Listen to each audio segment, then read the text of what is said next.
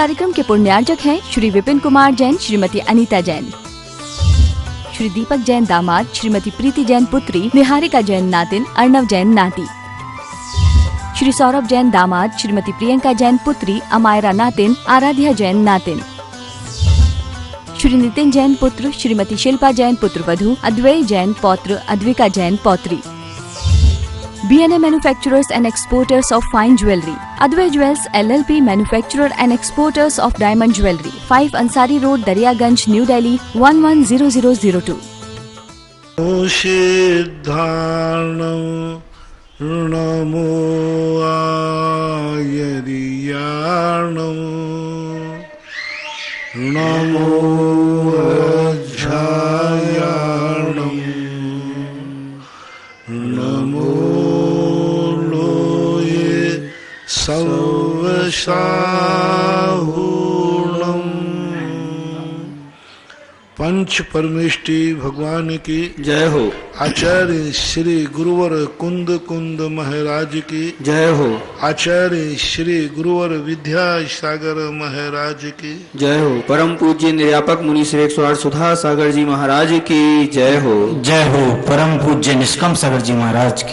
आष्टा से डॉक्टर मगन जनन की जिज्ञासा है, परम पूजनीय गुरुदेव के चरणों में त्रिवार नमोस्तु। महाराज जी, मेरी जिज्ञासा है कि आगम में 4 कषायों में क्रोध, मान, माया कषाय, कषाय को अप्रशस्त तथा लोभ कषाय को प्रशस्त और अप्रशस्त दोनों प्रकार का कहा गया है। ऐसा क्यों? कृपया समाधान करने की कृपा करें। पृथकत्व और अपृथकत्व का जो वर्णन है किस विवक्षा में किया गया? क्रोध, मान, माया को एक रूप में और लोभ में पृथक और अपृथक किस विवक्षा में कहा गया? विवक्षा ये देखना पड़ेगी कि 10वें गुण स्थान में कसाय अकेली लोभ कसाय रह जाती, 3 कसाय 9वें गुण स्थान में 1 गुण स्थान में ही समाप्त हो जाती। इस अपेक्षा से पृथक है क्योंकि पृथक का अलग अलग रूप होता है। लोभ कसाय की जो परिणति होती है उसके जो अनुभाग शक्ति की अधिकता की अपेक्षा से किस अपेक्षा से कहा और किस प्रसंग में कहाँ पर आया है कि लोभ कषाय पृथक और अपृथक रूप है। आप पूरा प्रसंग लिखिए, ग्रंथ का नाम लिखिए, तब उसका खुलासा किया जा सकेगा किस अपेक्षा से आप पूछना चाहते हैं। भीलवाड़ा से वसंती साहा, इनकी जिज्ञासा है, पूज्य महाराज श्री के चरणों में नमोस्तु। महाराज जी, हमको ये सिखाया जाता है कि जो वस्तु या क्षेत्र हमारे उपयोग में नहीं आ रहे हैं तो उन्हें हमें उनका त्याग कर देना चाहिए, वरना उनका दोष हमें हर समय लगता रहता है। ऐसा क्यों? जबकि हमारा उस वस्तु, क्षेत्र और व्यक्ति से कोई लगाव जुड़ाव नहीं होता, कृत कार्य तन्मोदना नहीं होती और दूर दूर तक हमारा उनसे मन वचन काय से भी कोई संबंध समर्थन नहीं होता, फिर हमको उनका त्याग क्यों करना चाहिए? कृपया समाधान। क्योंकि आपको कल के दिन लोभ जाग सकता है। आप कोई प्लानिंग बना के नहीं जाते बाजार में, फिर भी आप 2 नई चीज़ें खरीद के लाते हैं, आपके मन का कोई ठिकाना नहीं। यदि घर से नियम लेके जाते कि मैं जो पर्ची में लिखे हैं उसके अलावा कोई भी चीज़ नहीं खरीदूंगा, तो आप बाजार से दूसरी चीज़ नहीं खरीदते।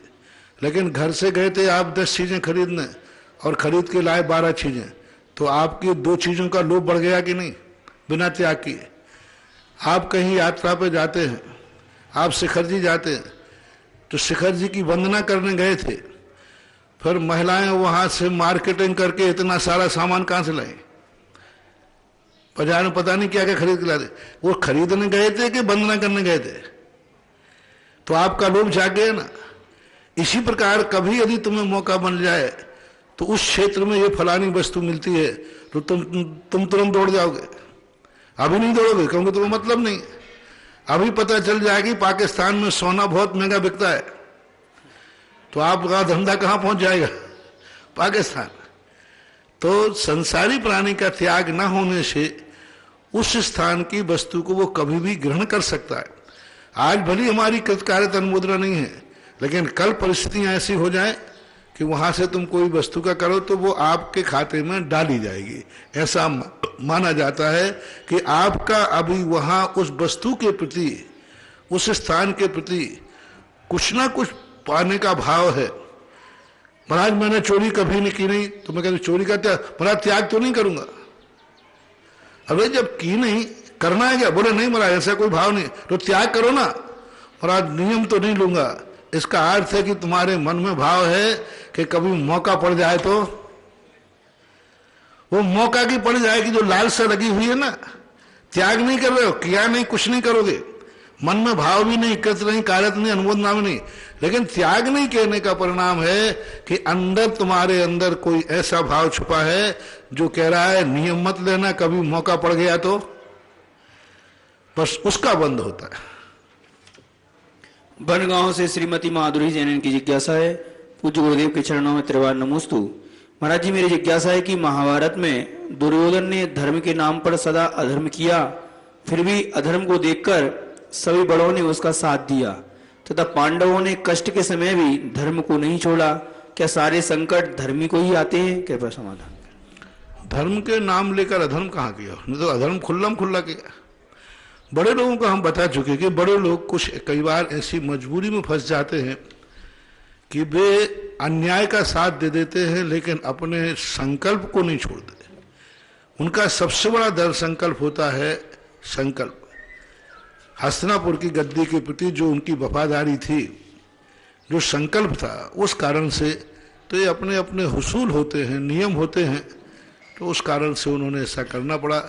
धर्मात्माओं पे तो संकट आएंगे, अधर्मी पे संकट का सवाल ही नहीं उठता। वो क्या संकट आएगा? वो तो अधर्म ही एक संकट है। जो अधर्म कर रहा है वही तो एक संकट है कि उसकी दुर्गति होना निश्चित है, इससे ज्यादा और क्या होगा। एक व्यक्ति ने कहा कि महाराज जी ये व्यक्ति कल कितनी बुखार आ जाए, इनको बुखार नहीं आए। बोले क्यों? ये आज सुसाइड करने वाला है। तो जिंदा ही नहीं रहेगा तो वो करेगा क्या? पाप करके वो ऐसे कर्म बांध रहा है कि अब उसे संकट क्या, वो तो संकट की पर्याय बन जाएगा। ऐसा कुरुक्षेत्र हरियाणा से बीके जैन की जिज्ञासा है, पूज्य गुरुवर के चरणों में नमोस्तु।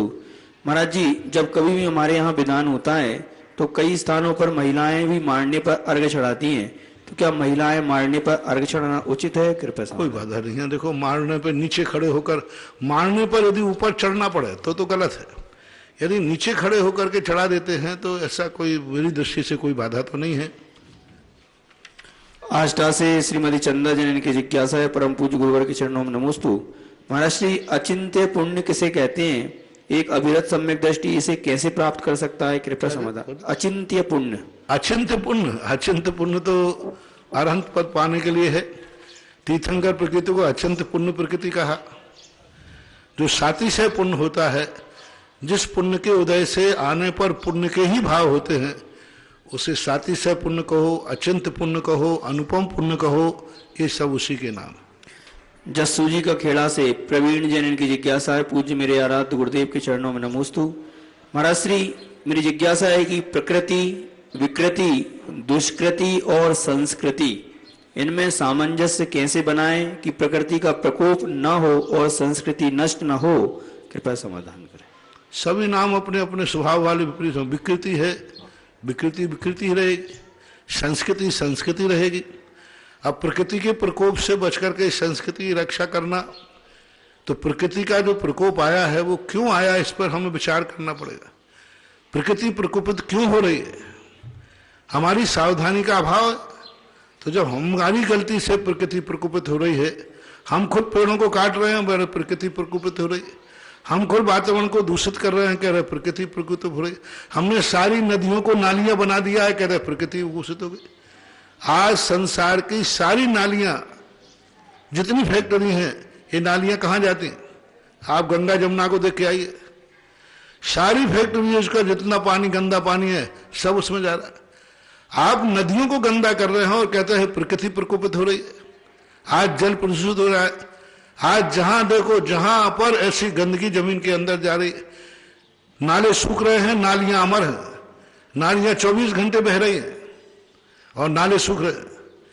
तो ये सारी की सारी प्रकृति की विकृति, कहीं ऐसा तो नहीं है कि उस विकृति में हम स्वयं कारण हैं और नाम विकृति का दे रहे, प्रकृति का दे रहे, और कारण मैं बन रहा हूं। प्रकृति स्वयं कभी विकृत नहीं होती है। धीरे धीरे जब पापात्मा बढ़ते हैं, पापाचार बढ़ता है, अत्याचार बढ़ता है, प्रकृति विकृत हो जाती है। तो आज जो प्रदूषण विज्ञान दे रहा है, विज्ञान में सबसे ज्यादा कारण है प्रकृति का विनाश करने में विज्ञान। विज्ञान ने जितनी चीजें हुई, आज इतना प्रदूषण कर दिया। एक मनुष्य की ताकत से जो विकृति होती थी, एक पेड़ सूख लेता था, लेकिन 24 घंटे में अब गाड़ी, फैक्ट्रियां जो कार्बन छोड़ रही हैं उसको छोड़ने की ताकत नहीं है। आज पहले लोग मशीनें अपने हाथ से खुदाई करते थे, जितनी मिट्टी चाहिए, आज मशीनें रख दी, पहाड़ के पहाड़ साफ हो रहे। पहले लोग अपने कहते फाड़ुआ से खोदते थे, जितना खोदते थे साल भर में पुनः मिट्टी इकट्ठी हो जाती थी। तो ऋषभदेव ने प्रकृति का सामंजस्य बैठाने के लिए तुम्हें कर्म दिया था, यंत्र नहीं दिया था, कर्म दिया था। आज विज्ञान ने तुम्हें ऐसे नए नए आविष्कार दे दिए कि तुम तो 1 साल 2 साल के अंदर पूरे पहाड़ को खोखला कर देते हो। तो आप ये तो देखें कि आपकी प्रकृति को विकृत करने में कारण है आपका विज्ञान। सब तरफ से विज्ञान हो रहा है। आज इतने टीवी चला दिए, फोन चला दिए, सारे पशु पक्षी मर रहे, वातावरण दूषित हो रहा है। तो हमें दोष देना पड़ेगा। आप विज्ञान, जब जब विज्ञान आगे कदम बढ़ाएगा प्रकृति विकृत होगी, और जब प्रकृति विकृत होगी तो संस्कृति नष्ट होगी।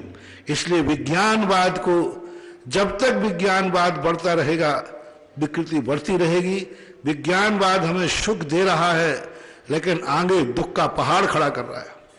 वर्तमान में रख रहा है हमें सुख, जैसा बच्चा मिट्टी खाता है तो वर्तमान में अच्छा लगता है, ऐसे ही विज्ञान वर्तमान में हमें सुख दे रहा है, लेकिन जब इसका फल सामने आता है तो दुख का भंडार, दुख का सागर, दुख का पहाड़ सामने खड़ा दिखता है। हर चीज विज्ञान ने जो जो चीजें बनाई उसका सबका साइड इफेक्ट है, और इतना भयंकर साइड इफेक्ट है कि उसे विज्ञान भी नहीं संभाल पा रहा है।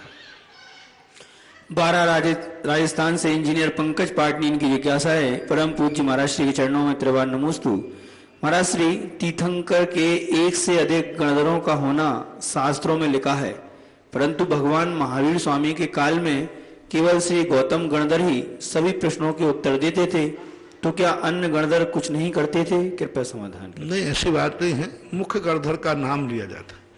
कोई भी चीज होती है तो जो मुखिया होता है उसी के नाम से प्रसिद्धि होती है। आपके यहाँ निमंत्रण कार्ड आता है, पूरे परिवार का निमंत्रण, तो मुखिया का नाम लिखा रहता है कि पूरे परिवार का? मुखिया क्या लिख देते? तो गणधर परमिष्ठिका लिख देते हैं। बाकी सामान्य था, मुख्य गणधर बैठे हुए, दूसरे गणधर की बोलेंगे नहीं, सामान बैठे रहते, लेकिन कुचित कदाचित जब बैठते हैं तो चर्चाएं सबसे करते हैं। मांगरोल बारा से श्रीमती नविता जी, इनकी जिज्ञासा है, परम पूज्य महाराज श्री के चरणों में नमोस्तु। महाराज श्री, मेरी जिज्ञासा है कि छायक सम्यक दृष्टि 4थे गुण स्थान वर्ती जीव हो सकता है, जबकि मुनि क्षयोक्षम सम्यक दृष्टि होते हैं, फिर भी पूज्य होते हैं, क्या रत्नत्य के कारण से या और कोई अन्य कारण है? कृपया समाधान। सम्यक दर्शन पूजनी नहीं है, सम्यक दृष्टि पूजनी नहीं है। सम्यक दर्शन के साथ जब चारित्र आ जाता है तब पूजनी बनता है।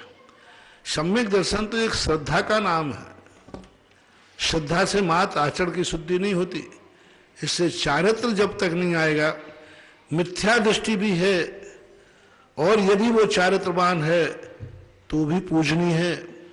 एक अभव्य मिथ्या दृष्टि मुनि भी नवदा आदि भक्ति श्रावक के द्वारा पाकर के जीवित रहता है।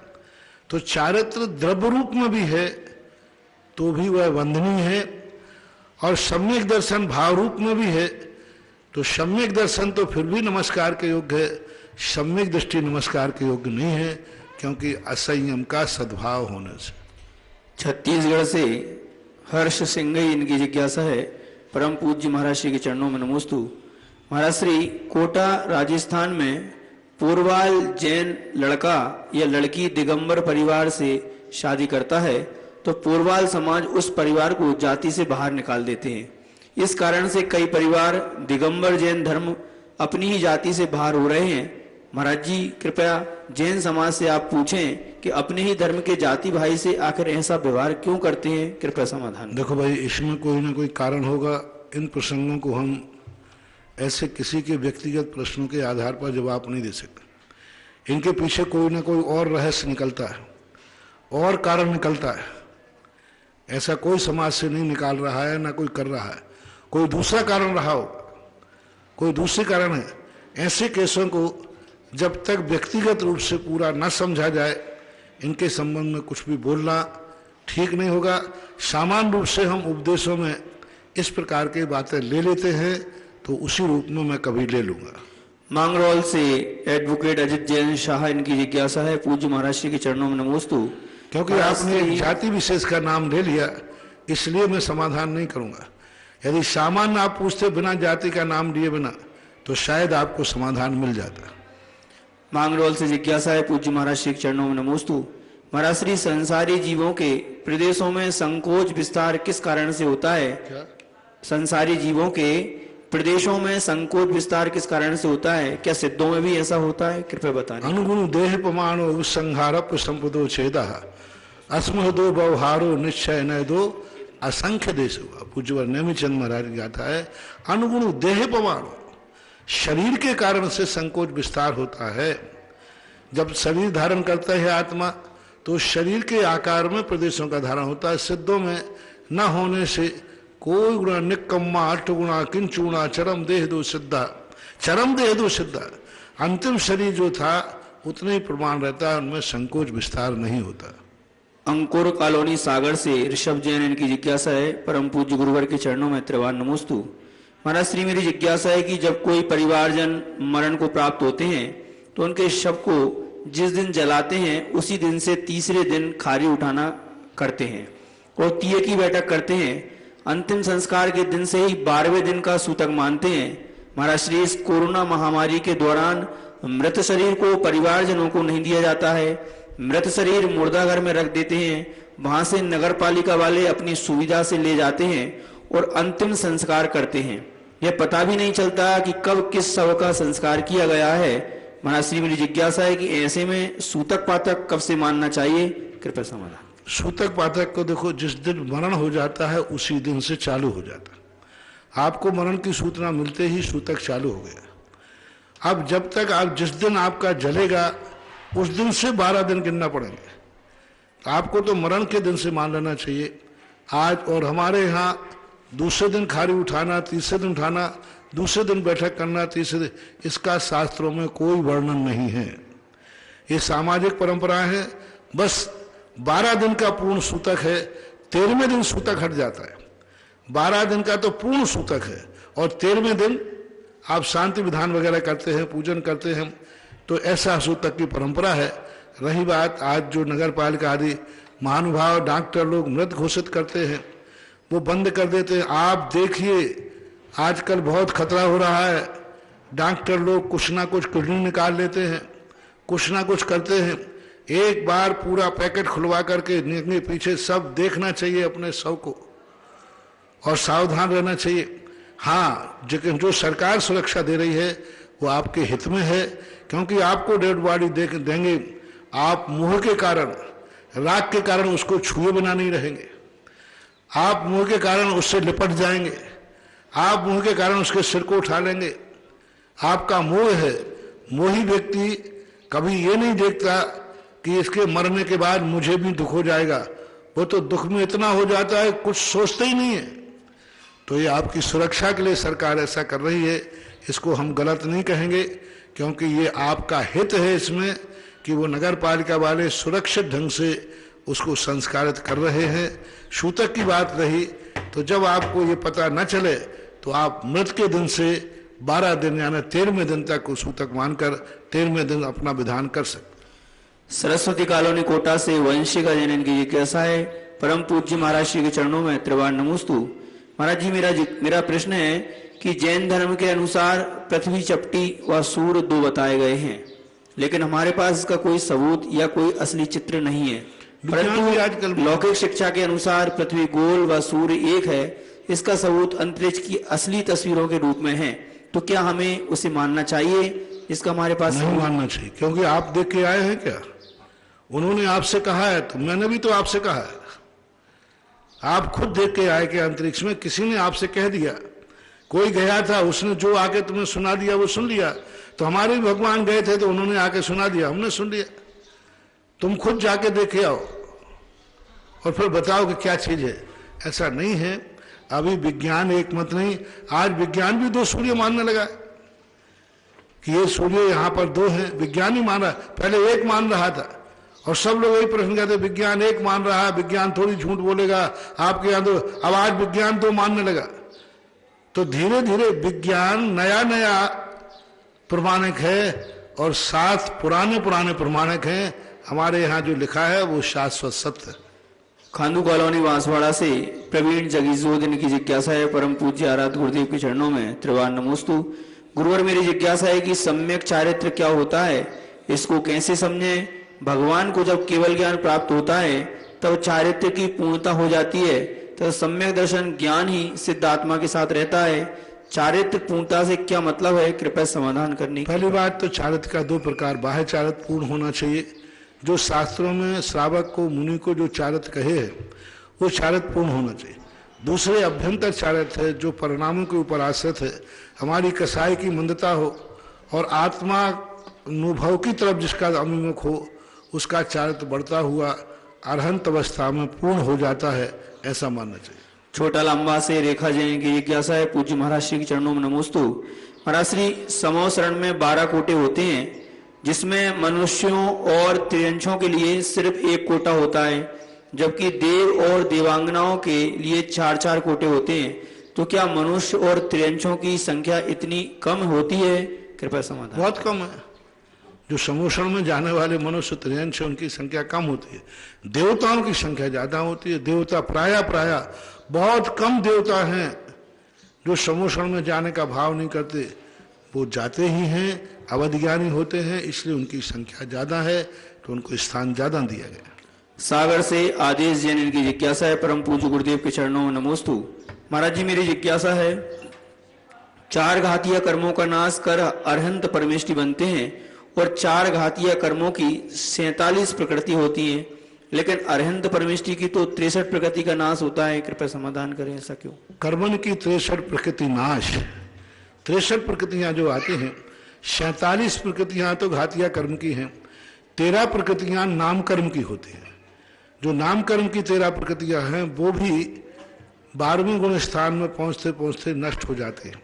उन प्रकृतियों के नाम भी गिना दिए गए और अंत में जो 3 प्रकृतियां हैं, नरकायु, त्रियंशायु और देवायु, इन 3 आयुओं का बंद न होने के कारण अब उनको कभी बंद नहीं होगा, इसलिए उनको भी मिला करके 63 प्रकृतियां कर दी जाती हैं। यानी 47 घातिया की, 13 नाम कर्म की और 3 आयु, इस प्रकार 63 प्रकृतियां। दिल्ली से प्रियंका जैन की जिज्ञासा है, पूज्य महाराज श्री के चरणों में नमोस्तु। महाराज श्री, आप हमेशा अपने प्रवचनों में कहते हैं कि नौकरी नहीं करनी चाहिए, जैन को अपना बिजनेस ही करना चाहिए। नौकरी करने वाला नौकर होता है। महाराज जी, फिर तो एक शिक्षक, डॉक्टर, इंजीनियर, आईपीएस ऑफिसर, जो भी मल्टीनेशनल कंपनी में बड़े बड़े पदों पर काम करते हैं, सबको किस किसी के अधीनता को स्वीकार करना पड़ती है। तो क्या ये सभी नौकर हुए? कृपया समाधान करने की कृपा। आप ही देख लो, आपकी सरकार आपको क्या मानती है, मास्टरों को आपकी सरकार क्या मानती है? बोलो, कर्मचारियों में गिनती है? मैं थोड़ी कह रहा हूं, ये तो आप कह लो कि आपकी सरकार करे। कलेक्टर किस में आता है? कर्मचारी में आता है, लेकिन फिर भी जिलाध्यक्ष कहलाता है। हमने ये भी कहा, नौकरी करना ही पड़े तो ऐसी करो जो कम से कम किसी का मालिक तो बनाए, कम से कम कहीं के मालिक तो। कलेक्टर बने तो जिलाध्यक्ष, जिलाधीश, जिला अधीक्षक, तो कम से कम ऐसी तो हो कि जो कम से कम मालिक के योग बने। तो बड़ी बड़ी नौकरियों के लिए कोई करता है तो कोई बात नहीं है, लेकिन फिर भी मेरा कथन नहीं है। ऋषभदेव ने सत्कर्म दिखाए थे, उसमें नौकरी नहीं दिखाई थी। अब तो ये प्रश्न आप ऋषभदेव से पूछिए ना, जब ऋषभदेव ने नौकरी का प्रावधान क्यों नहीं किया। आजीविका के साधन में सत्कर्म बताए, लेकिन दास्ता नहीं बनाई, नौकरी नहीं बनाई, सेवा नहीं बताई। क्यों नहीं बताई उन्होंने? विचार करो आप। ऋषभदेव ने जब आजीविका का साधन बता रहे हैं तो आजीविका के साधन में नौकरी क्यों नहीं बताई कि आप आजीविका की नौकरी बताइए। यहां तक कि शिल्प बना दिया, कपड़े बनाना सिखा दिया, मटके बनाना सिखा दिया, जूते चप्पल बनाना सिखा दिया, लकड़ी के बर्तन, खाती का, ये सब सिखा दिए। यानी तुमसे कुछ नहीं बने तो खाती बन जाओ, तुमसे कुछ नहीं बने तो लोहार बन जाओ, तुमसे कुछ नहीं बने तो और भी मिट्टी के बर्तन कुम्हार बन जाओ। सब बनाने को सिखा दिया, लेकिन नौकरी के लिए नहीं कहा कि कुछ नहीं बने तो नौकरी कर लेना। ऋषभदेव ने नहीं कहा, मैं तो ऋषभदेव की विचारधारा को ही फॉलो करता हूं, मैं अपनी तरफ से कुछ नहीं बोलता, जो बोलता हूं आगम से ही बोलता हूं। तो ऋषभदेव ने क्यों नहीं कहा, इस पर चिंतन मैंने किया, क्योंकि उसमें कहीं ना कहीं से दास्ता आती है। रेवाड़ी हरियाणा से कामना जैन इनकी जिज्ञासा है परम पूज्य महाराज श्री के चरणों में त्रिवार नमोस्तु। महाराज श्री, आपने एक बार जिज्ञासा समाधान में बताया कि तीर्थंकर को दीक्षा लेते ही 64 रिद्धि हो जाती हैं। तो महाराज श्री, मेरी जिज्ञासा है कि केवल रिद्धि केवल ज्ञान के पहले ही हो जाती हैं? कृपया समाधान करें। सभी रिद्धियां केवल ज्ञान को, केवल ज्ञान के बाद 63 रिद्धियां तीर्थंकरों को गणधर को दीक्षा लेते ही हो जाती। जस्तु जी की खेड़ा से प्रवीण जैन की जिज्ञासा है पूज्य महाराज श्री के चरणों में नमोस्तु। गुरुदेव, भाव हिंसा और द्रव्य हिंसा क्या होती है, और द्रव्य हिंसा और भाव हिंसा क्या होती है? हम श्रावक ऐसे किससे कैसे? द्रव्य हिंसा तो जीवों के अपने द्वारा प्राण निकल जाना, भाव हिंसा परिणामों से करना, किसी को दुख देने का भाव करना, ये द्रव्य भाव हिंसा है, और प्राण ले लेना द्रव्य हिंसा है। इंदौर से प्रियंका जैन की जिज्ञासा है गुरुवर के चरणों में नमोस्तु। महाराज से मिथ्या दृष्टि जीव हर समय मिथ्यात्व को बढ़ाने और उसका पोषण करते रहते हैं, अपने मिथ्यात्म से सम्यक दृष्टि को प्रभावित करने का प्रयास करते हैं। महाराज जी, जिज्ञासा है कि क्या सम्यक दृष्टि जीव मिथ्यात्व से प्रभावित हो सकता है? कृपया समझ। नहीं हो सकता, कदापि नहीं हो सकता, क्योंकि वो 3 मूर्ताओं से रहित है, इसलिए सम्यक दृष्टि है तो नहीं होगा, मिथ्या दृष्टि तो होगा।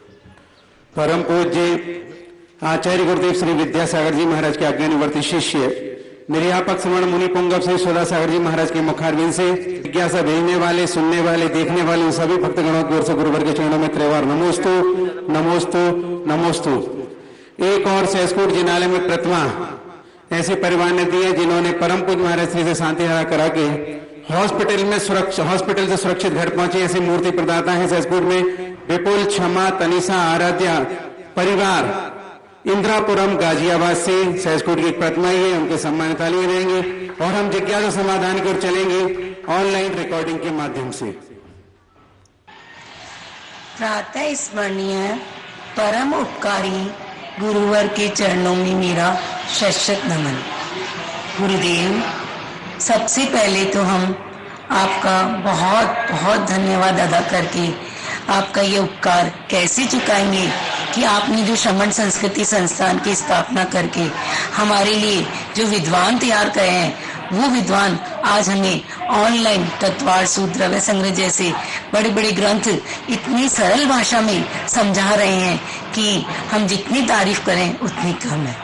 गुरुदेव, जिज्ञासा यह है कि द्रव्य संग्रह में यह लिखा हुआ आया है कि समुद्गात में शरीर से आत्म प्रदेशों का बाहर निकलना बताया है, जबकि आपने बताया कि निकलना नहीं फैलना होना चाहिए। तो गुरुदेव, उस किताब में करेक्शन करना चाहिए क्या? जिज्ञासा का समाधान कर।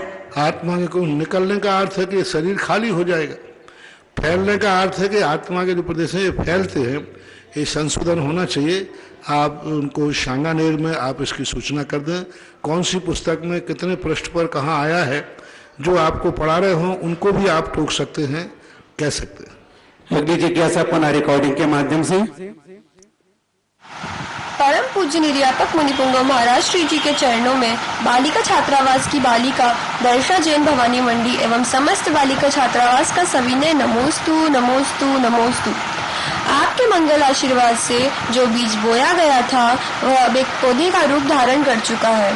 महाराज श्री, हमारी जिज्ञासा यह है कि जिस प्रकार प्रतिवर्ष हमारे भैया जी वहाँ से संचित ज्ञान को जन जन में फैलाकर धर्म की प्रभावना कर रहे हैं, उसी प्रकार आपके आशीर्वाद से हम बालिका वर्ग भी प्रभावना का निमित्त बनकर उन्हीं की तरह जैन धर्म की महक सारे संसार में फैलाना चाहते हैं।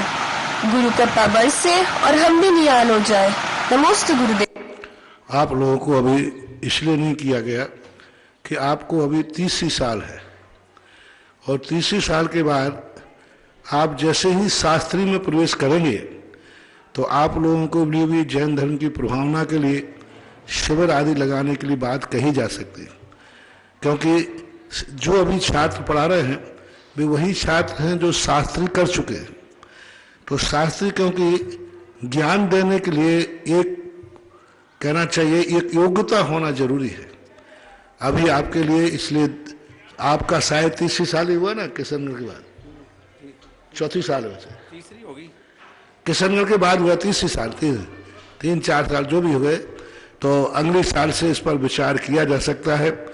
और अभी आप लोगों के ज्ञान के 2 साल तो आपके संस्कार के नहीं बन पाए, 2 साल तो अभी एक पिछले साल और इस साल तो आपको जो संस्कार मिलना चाहिए वो नहीं मिल पा रहे हैं। ऑनलाइन में जितना ज्ञान होता है उतना नहीं हो पाता। फिर भी यदि आप लोग कुछ बच्चियां इसमें इच्छुक हों, पढ़ा सकते हैं, तो आप संस्थान में अपनी भावना रखें कि हम लोग भी क्या ऑनलाइन शिविर बच्चियों का, महिलाओं का, लेकिन आप लोगों को महिलाओं का और बच्चियों का ही शिविर दिया जा सकता है। उन्हीं को पढ़ाने के लिए आपको गाइडलाइन कर सकते हैं। तो आप संस्थान में जो आपके कार्यकर्ता हैं उनके लिए आपके जो भी हों उनको आप सजेस्ट करें और उनसे आप बात करें कि भाई हम लोग भी महिलाओं को और बच्चियों के लिए कोई शिविर लगा सकें। तो वो आपकी योग्यता का मूल्यांकन करेंगे, वो आप लोगों के संबंध में समझेंगे कि आपकी योग्यता है या नहीं। बाकी 1-8 साल के बाद ये शायद निर्णय स्वतः ही संस्थान अपने आप लेगा। अगली जिज्ञासा पुनः रिकॉर्डिंग के माध्यम से। गुरुदेव के चरणों में गुना से अखिलेश जैन नालंदा विद्यालय परिवार का कोटि कोटि नमस्तु। गुरुदेव, मेरी आज की जिज्ञासा ये है, यदि कोई अव्रती श्रावक ब्रह्म मुहूर्त में उठ करके नमोकार मंत्र की जाप देता है, सामायिक पाठ भी पढ़ता है, तो इसके अलावा उसे और कौन कौन सी भक्तियां पढ़नी चाहिए? और यदि वह अपने आप को 2 प्रतिमाओं के व्रत लेने के लिए अभ्यास करना चाहे तो उसे कौन कौन सी भक्तियां पढ़ना चाहिए? कृपया जिज्ञासा का समाधान करें गुरुदेव। नमस्ते। प्रतिमा लेने के लिए भक्ति का तो क्या, कौन सी भक्ति पढ़ना चाहिए? श्रावकों को तो कोई ऐसी भक्ति अलग से लिखी नहीं। प्रतिमा लेने के तो अपनी दृढ़ता चाहिए, और प्रतिमाधारी के लिए भी तो प्रतिक्रमण में जो भक्ति आती है वो पढ़ी जाती है, अलग से कोई भक्ति का उल्लेख नहीं। रही बात आप लोगों के लिए अध्ययन की, तो आप जो श्रावकाचार वगैरह हैं उन ग्रंथों का अध्ययन कीजिए। अगली जिज्ञासा पुनः रिकॉर्डिंग के माध्यम से। मेरे आराध्य गुरुवर के चरणों में बारंबार नमस्तु। मैं अनुकृति जैन ग्वालियर से। महाराज श्रेणी चरित्र के स्वाध्याय में प्रसंग आता है कि रानी चेलना द्वारा मुनिराज को त्रिगुप्ती पालक संबोधन करके पड़गाने पर मुनिराज बिना आहार के लौट जाते हैं, और कारण पूछे जाने पर महाराज जनपाल उसका कारण तीनों गुप्ती अर्थात मनोगुप्ती, वचन गुप्ती और काय गुप्ती का ना होना बताते हैं। तो जिज्ञासा यह है कि मनोगुप्ती, वचन गुप्ती और काय गुप्ती से क्या तात्पर्य है, और ये क्या सभी मुनिराजों को प्राप्त होती है? वर्तमान में विराजमान मुनिराजों में भी क्या ये तीनों गुप्तियां देखी जाती हैं? नमोस्तु। शरण पुराण के अंदर, शरण पुराण में जहां तक ये प्रसंग आया है वह विचारणीय है, क्योंकि जिस प्रसंग में वहां गुप्तियों का पूछा जा रहा है वहां गुप्तियों की कोई उपयोगिता नजर नहीं आती। गुप्ती तो ध्यान काल में होती है। गुप्ती तो वो हमेशा सभी मुनिराजों के लिए 2 प्रकार की गुप्ती है। एक शराग गुप्ती, तो शराग गुप्ती तो सभी मुनिराजों को होती है। सावध की निवृत्ति शराग गुप्ती है। वीतराग गुप्ती जो होती है वो ध्यान काल में होती है। और जिस प्रसंग में वहां पूछा जा रहा है उस प्रसंग में गुप्ती की कोई उपयोगिता नजर नहीं आती, क्योंकि वहां ये पूछा जा रहा है कि आपको गलत ढंग से आहार दिया जाएगा तो क्या आप जान सकेंगे? तो मुझे लगता है कि वहां गुप्ती के स्थान पर कोई ना कोई चूक हुई है। 3 ज्ञान होना चाहिए। वो उंगली दिखाते हैं कि आपके पास 3 है क्या, तो महाराज कहते नहीं हमारे पास 2 ज्ञान है। 2 दिखाते यानी मन मति शुद्ध ज्ञान है। तो 3 ज्ञान की बात तो वहां जमती है, क्योंकि वहां राजा श्रेणिक और चिल्ला में होड़ लगी है किसके गुरु अंतर्यामी होते हैं, किसके गुरु पहले से जान लेते हैं कि यहाँ यह गड़ा हुआ है, यहाँ यह वस्तु है।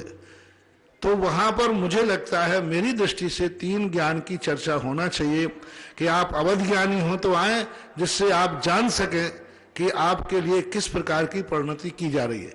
क्योंकि वो प्रसंग बहुत तनातनी का था, वो प्रसंग बहुत ज्यादा परीक्षा का था।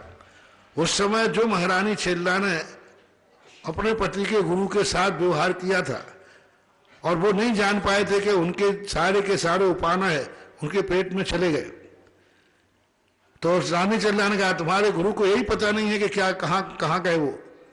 तो उन्होंने कहा तुम्हारे गुरु को मालूम है क्या, बुला तो आएंगे तुम्हारे गुरु तो मैं भी देख लूंगा। तो वहां मुझे लगता है कि 3 ज्ञान का प्रसंग लगता है, ऐसा मेरा सोच है। बाकी सत्यासत भगवान जाने, गुप्ती का कोई उपयोगिता वहां नजर नहीं आती। अगली जिज्ञासा पुनः रिकॉर्डिंग के माध्यम से। मेरी आत्मा के असंख्यात प्रदेशों में विराजित गुरुवर के पावन श्री चरणों में अनंतों बार नमोस्तु। गुरु जी, जिज्ञासा है कि मति ज्ञान के 4 भेदों में से अवग्रह ज्ञान हमारा प्रत्येक वस्तु के साथ होता ही है, लेकिन इहा ज्ञान जिन वस्तुओं से हम प्रति समय परिचित हैं, चाहे वो हमारे घर के सदस्य हैं या हमारा भोजन है, वस्त्र है, उनके संबंध में हमें जानने की कोई इच्छा नहीं होती, तो फिर वह यह ज्ञान कैसे होगा, अवाय धारणा ज्ञान कैसे होगा अथवा नहीं होगा? कृपया जिज्ञासा का समाधान करें। पहली बात तो किसी वस्तु के साथ संबंध बनाने के पहले अवग्रह ज्ञान भी हो कोई नियम नहीं है।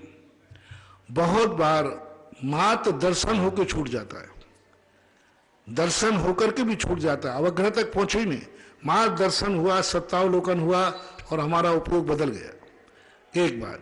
दूसरी बात, अवग्रह के बाद ऐसा कोई भी चाहे परिचित वस्तु हो, परिचित वस्तु में उसमें शीघ्रता से ये ज्ञान आएगा, अरे ये तो मैंने देखी है। आपके सामने जैसे ही सांसारिक वस्तु कोई जिसका आपको अभ्यास है, मान लीजिए आपके सामने रोटी परोसी गई, तो देखते ही आपके मन में तुरंत प्रतिविज्ञान होगा, अरे रोटी है, ये रोटी है, यही तो आपके मन में जिज्ञासा हुई, क्योंकि आपके मन में पूर्व का बना हुआ जो यह ज्ञान था, उसके बाद जो आपने आवाज धारणा की थी, वे लक्षण इतने तीव्रता से होता है कि उस इहा को हम पकड़ नहीं पाते।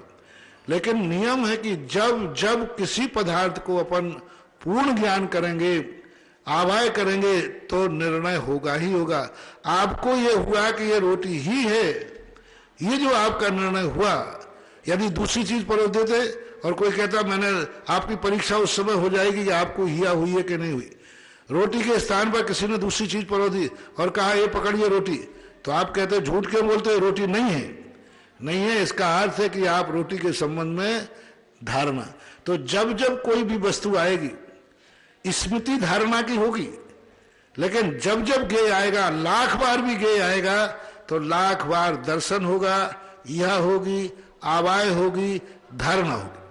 पूर्व का जो धारणा बनी हुई है, वो धारणा की वस्तु भी अपन पुनः देखेंगे तो पुनः ये अवग्रह, ये आवाय धारणा होगी। पुनः पूर्व की कल देखी थी उस वस्तु को, वही वस्तु आज मेरे सामने आ गई, प्रतिविज्ञान जिसे बोलते हैं। लेकिन प्रतिविज्ञान भी मति ज्ञान का भेद है। कल देखी हुई वस्तु को आज हमने देखा तो आज फिर से दर्शन होगा, यह होगी, आवाय होगी, धारणा होगी। ये होने के बाद फिर आपकी पुरानी धारणा मैचिंग करेगी, अरे जो मैं आज देख रहा हूं यही तो कल देखा था। तो धारणा के बाद फिर प्रतिविज्ञान आता है। ऐसा अवग्रह यह वाद, यदि आवाय है तो यह जरूर हुई है और धारणा है तो आवाय जरूर हुआ है, ऐसा मानना चाहिए। अगली जिज्ञासा पुनः रिकॉर्डिंग के माध्यम से। नमस्ते गुरुवर, मैं इंदौर से आशा मीरा बोल रही हूँ। मेरी जिज्ञासा है कि समूह शरण में जब भगवान की वाणी फिरती है, जब वाणी नहीं फिरती है, उसके बीच में श्रावक और 12 सभाएं क्या करते हैं? नमस्ते गुरुवर। जिज्ञासा भेजने वाले ध्यान रखें, जब जिज्ञासा रिकॉर्ड करते हैं तो आप सुन के तो देखिए, कम से कम हमको समझ में आ रहा है कि नहीं आ रहा है। सारे देश विदेश के लोग सुनते हैं। 12 सभाओं के संदर्भ पूछा है कि 12 सभाएं क्या होती हैं। नहीं, आपका प्रश्न ये है कि जिस समय भगवान दिव्य धुनी नहीं खेलते हैं उस समय 12 सभाएं क्या करती हैं?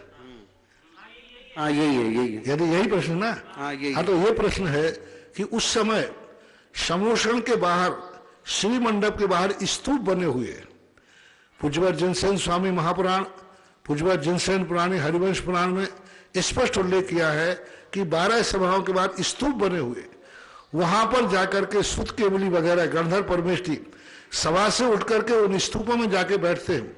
सामान्य जनता वन स्तूपों में जाकर के उन महाराजों से जिन्हें भगवान की वाणी को समझते हैं, चर्चा करते हैं, प्रश्न करते हैं, समाधान करते हैं।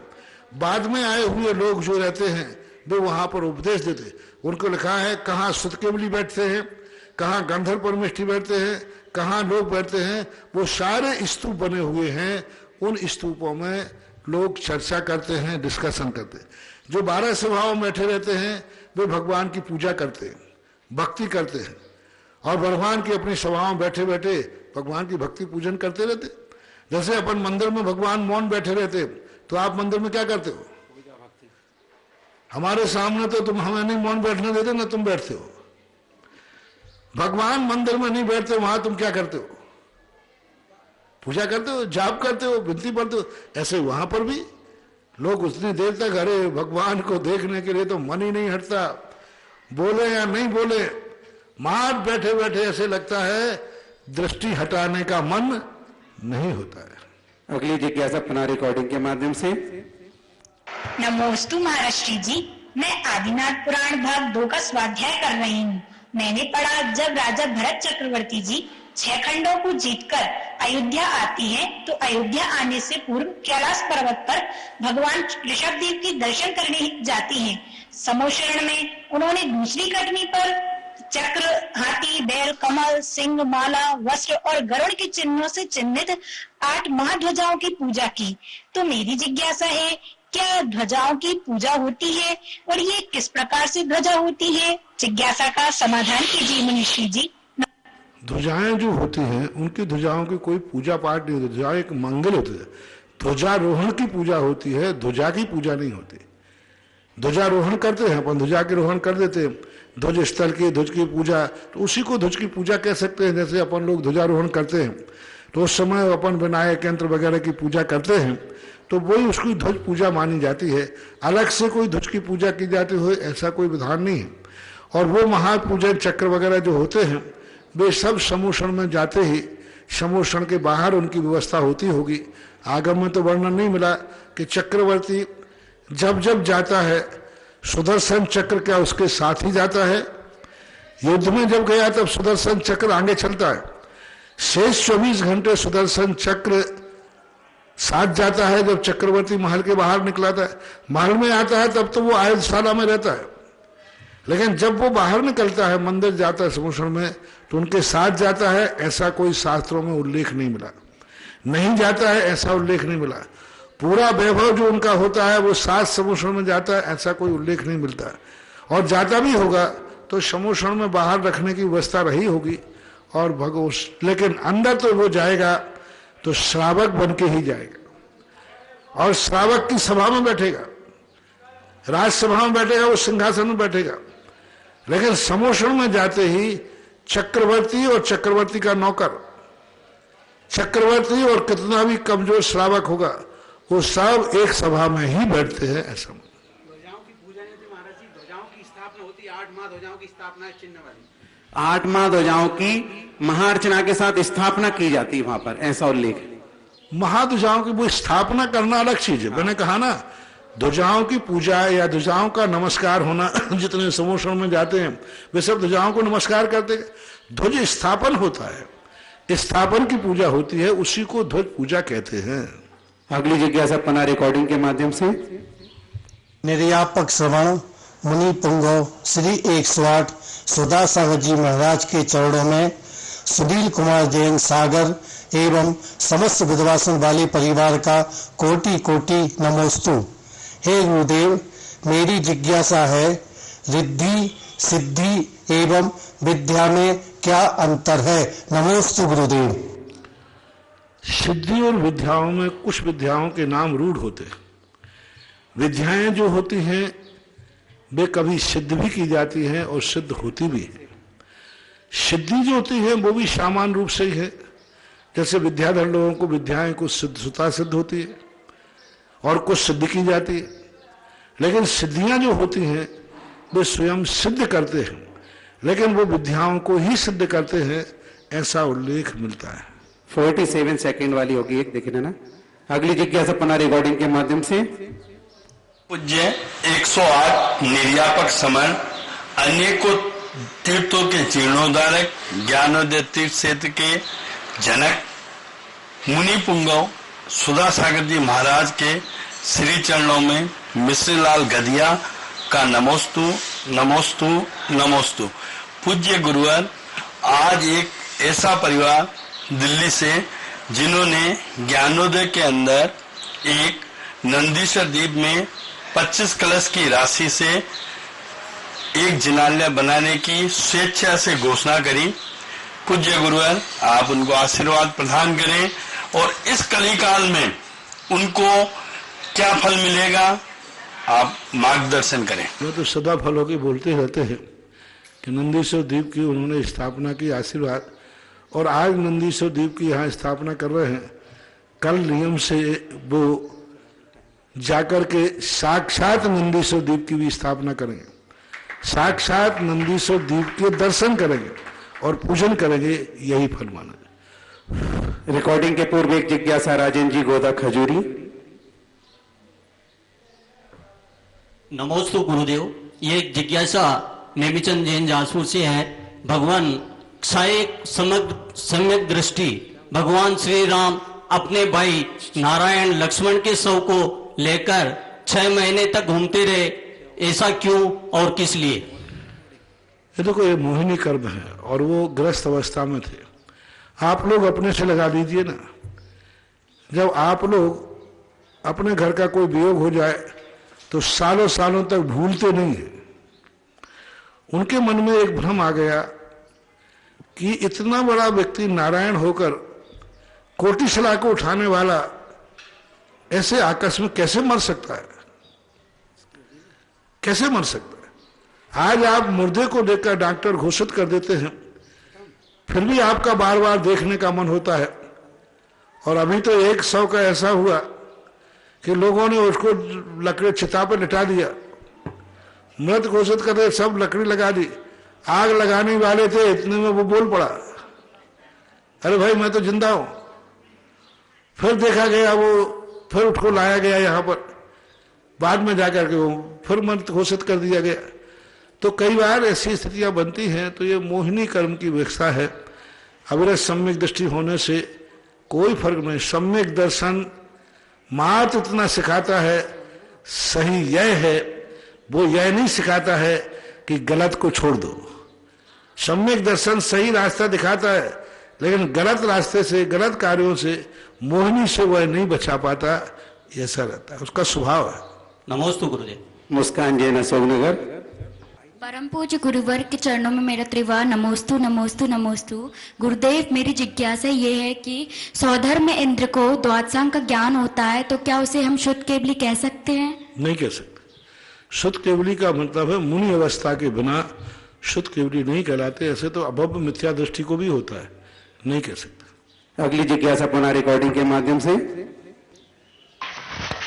परम पूज्य निर्यापक श्रवण मुनि से 108 सुधा सागर जी महामुनि राज के श्री चरणों में रविंद्र जयंती के मंगल का कोटि कोटि से नमोस्तु। हे गुरुवर, मेरी एक जिज्ञासा है कि जो लोग चौकों में अशुद्धि करते हैं एवं अशुद्धि पूर्वक चौका लगाकर साधुओं को आहार कराते हैं, ऐसे जीव कहाँ जाएंगे? नमोस्तु। कहाँ जाएंगे ये तो ठीक है, उनको बहुत बड़ा दोष लगता है। यदि हमें मालूम है कि अशुद्ध है, मैं अशुद्ध हूँ, तो नहीं देने के लिए शास्त्रों में बहुत दुष्परिणाम निकले।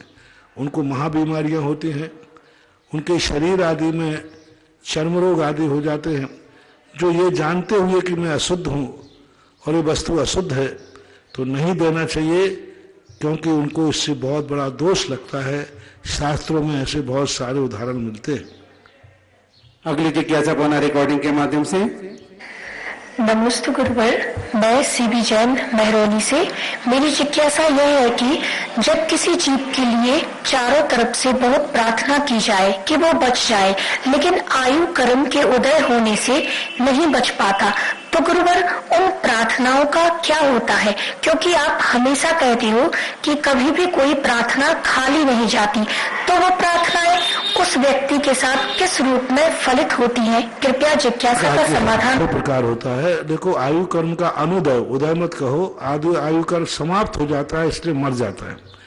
दवाइयां भी तो आप देते हैं, दवाई देने के बाद भी तो दवाई काम नहीं करती, मर जाता है। तो आयु कर्म जब खत्म हो जाता है, लेकिन फिर भी दवाई का पुरुषार्थ तो करते ही हो ना। ये पे हाथ तो रखे नहीं बैठ जाते कि अब इसको जब मरना होगा तो मरे गए, दवाई देने, दवाई तो हम देते ही हैं और प्रार्थना करते हैं, और प्रार्थना करते हुए मर गया तो कम से कम प्रार्थना करते मरेगा तो सदगति होगी। साक्षात पारसनाथ नाग नागिन को बचाने गए, बचा नहीं पाए, लेकिन उसने नाग नागिन ने महाराज भगवान की प्रार्थना की, यानी भगवान की बातों पर ध्यान दिया, तो कम से कम नाग से वो धर्मंत बन गए। तो प्रार्थना दो तरह, मैंने एक दिन बहुत बड़ा प्रवचन दिया था। मैं ये नहीं कहता हूं कि तुम धर्म करते हुए बच जाओगे, मैं ये नहीं कहता हूं शांति धारा से बच जाओगे, मैं ये नहीं कहता हूं कि भक्तांबर से बच जाओगे, लेकिन ये दावा करता हूं भक्तांबर पढ़ते पढ़ते मरोगे तो सदगति पा जाओगे।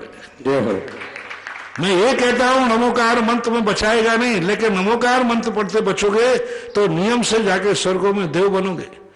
शांति धारा बचा पाएगी नहीं बचा पाएगी, लेकिन शांति धारा का भाव करके मरोगे तो नियम से सदगति होगी, प्रार्थना का ये फल मिलता है। अगली जिज्ञासा पुनः रिकॉर्डिंग के माध्यम से। समीचीन मार्ग दिखलाता है, हम जैसे भूले भटकों को सही राह बतलाता है। ऐसे अद्वैत श्री सुधा सागर जी महाराज के पावन पुण्य श्री चरणों में बारंबार नमोस्तु। मैं अभिषेक जैन, कासलीवास, दिल्ली शाहदरा ज्योति कॉलोनी से। गुरुदेव, सम्यक दर्शन और ज्ञान दोनों एक साथ होते हैं, तो जब ज्ञानी जीव हो जाने के बाद अपने जीवन में चारित्र को क्यों अंगीकार नहीं करता? क्योंकि ज्ञान होने के बाद तो उसको चारित्र में समस्या कहाँ आती है, तो चारित्र को अलग से क्यों लिया गया? कृपया कर जिज्ञासा का समाधान करें। जानना वस्तु के संबंध में क्रिया में उतारना बहुत अंतर है। व्यक्ति सत्य को तुम्हें खुद अपने जीवन में देखो ना, कितनी सत्य बातें तुम जानते हो, लेकिन फिर भी उसको आचरण में नहीं डाला। तुम जानते हो क्रोध नहीं करना चाहिए, और अभी कोई तुम्हें छेड़ दे तो गुस्सा आ जाएगा। तो चारित्र को जानना अलग चीज है और उसको आचरण में उतारना बहुत कठिन होता है। कहना सरल है, करना कठिन है, इसलिए चारित्र को अलग रखा। क्योंकि कई लोग हैं सत्य को जानते हैं लेकिन सत्य को आचरण में उतार नहीं पाते। अगली जिज्ञासा पुनः रिकॉर्डिंग के माध्यम से। मेरे परमोपकारी गुरुदेव के चरणों में बारंबार नमोस्तु। हे गुरुदेव, आजकल हम लोगों ने भगवान को और धर्म को कर्ता रूप में स्वीकार कर लिया है। हम अपने साथ धर्म को कर्ता के रूप में स्वीकार कर लिया है, आगे बोलो। श्रेय और दोषारोपण भगवान पर करने लगते हैं। तो भगवान, मेरे परमोपकारी गुरुदेव के चरणों में बारंबार नमोस्तु। हे गुरुदेव, आजकल हम लोगों ने भगवान को और धर्म को कर्ता रूप में स्वीकार कर लिया है। हम अपने साथ घटित सभी अच्छी बुरी घटनाओं का श्रेय और दोषारोपण भगवान पर करने लगते हैं। तो भगवान को हम कर्ता न मानकर क्यों न अभिभावक दृष्टि से देखें, एक माता पिता के रूप में देखें, क्या इससे हमारा सम्यक्त्व अधिक पुष्ट नहीं होगा? हे गुरुदेव, जिज्ञासा का समाधान। कोई नहीं मानता है आपकी धारणा है कि भगवान कर्ता के रूप में। ये भक्ति की परिभाषा है, तू ही करता है, तू ही धरता है, सब कुछ है, ये भक्ति की परिभाषा। कोई करता धरता नहीं मान रहा। सब जैनी जानते हैं भगवान कुछ नहीं करता, लेकिन भक्ति की भाषा ही ऐसी है, आपको कहने में आ रहा है। कुंद कुंद भगवान तक कहते हैं, भगवान दुखों का क्षय करो, हे भगवान प्रसन्न हो, हे भगवान मेरे कर्मों का क्षय करो। तो ये भक्ति की भाषा कहलाती है महानुभाव। आप लोग समझते हो ऐसी भाषा करना कि हे भगवान मेरे दुख दूर करो, ये भाषा है भक्ति की। यदि ये भाषा भक्ति में नहीं लिखोगे, भगवान हे भगवान आप तो कुछ नहीं करता धरता हो, लेकिन फिर भी हम कर रहे हैं, तो ये भक्ति की भाषा नहीं है। पूरे स्तोत्र में आप देख लीजिए, भगवान को कहीं भी कर्तृत्ववाद के रूप में किया। ये भक्ति की भाषा। आप लोग भाषाओं को नहीं जानते। कोई लोग कहते पुराण में श्रृंगार रस क्यों लिखा जाता है? अरे भाई, पुराण की पैटर्न है, महाकाव्य का पैटर्न है कि महाकाव्य में ये नहीं लिखेंगे तो महाकाव्य नहीं माना जाएगा, पुराण वो नहीं माना जाएगा। भक्ति में यदि भगवान को कर्ता धर्ता नहीं मानेंगे तो वो भक्ति ही नहीं मानी जाएगी। ऐसा ही माना जाता है जैसे आपने कहा है महाराज ये मकान आपका ही है, ये दुकान आपकी है। ये भाषा में बोलना ही पड़ता है, लेकिन सत्यार्थ नहीं है वो भी जानता है, महाराज भी जानते हैं, लेकिन आज तक ऐसा बोलते आए सब महाराज आपकी कृपा है, आपका ही है सब। तो ये भाषा में बोला जाता है ऐसा। भक्तिवाद का लक्षण आप थोड़ा सा इतना आपने चिंतन किया है तो थोड़ा आप भक्तिवाद का स्वरूप पढ़िए। भक्ति किस रूप में की जाती है, भक्ति के कितने अंग होते हैं, भक्ति का कैसे लिखा जाता है, तो आपको सब कुछ पता चल जाएगा कि ये कर्तापन नहीं है, ये विवेक है। भक्ति इसी रूप में ही की जाती है। भक्ति ये नहीं किया जाते भगवान आप तो कुछ करता धरता तो है नहीं, फिर भी मैं आपको नमोस्तु करता हूं, आप तो कोई काम के तो है नहीं, निकम्मा है। डॉक्टर साहब आपकी दवाई मुवाई तो कोई काम नहीं करती, फिर भी हमने सोचा आपके बाल बच्चे पल जाए इसलिए 2-4 सुई लगा दो। होने जाने वाला तो कुछ नहीं, आपकी दवाई से कुछ नहीं होगा, वो तो मेरे कर्मों से होगा। मेरे कर्मों से ही सब होने वाला है, आपसे कुछ नहीं होता है। फिर डॉक्टर के बाल गए क्यों? इसलिए गए हो कि डॉक्टर के बाल बच्चे पल जाए, सब कर्मों से होता है। ऐसा नहीं मानना चाहिए। हमेशा भाषा को इसी रूप में लिया जाता है। ये भक्ति में यदि कर्तृत्वपना नहीं आएगा तो भक्ति ही नहीं मानी जाएगी। एक भी आचार्य कुंद जैसे महान आचार्य भक्तियां लिख रहे हैं, उनमें कर्तृत्ववाद रख दिया। समंतवत महाराज ने स्वयंभू स्त्रोत्र लिखा, उसमें लिखा कि भगवान आप प्रसन्न होइए, क्या वो नाराज बने बैठे हैं क्या? तो इन सब चीजों को आप भक्तिवाद का स्वरूप पढ़िए। कोई कर्तृत्ववादी नहीं मान रहा है, ना आज मान रहा है, ना कल मान रहा है, ना परसों मानेगा। इस प्रकार से जिज्ञासा समाधान संपन्न हुआ।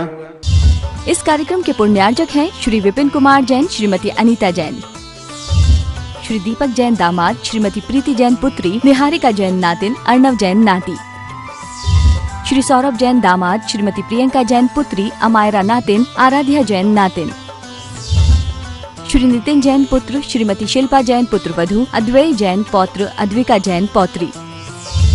B&A Manufacturers and Exporters of Fine Jewelry, Advay Jewels LLP Manufacturer and Exporters of Diamond Jewelry, 5 Ansari Road, Daryaganj, New Delhi 110002।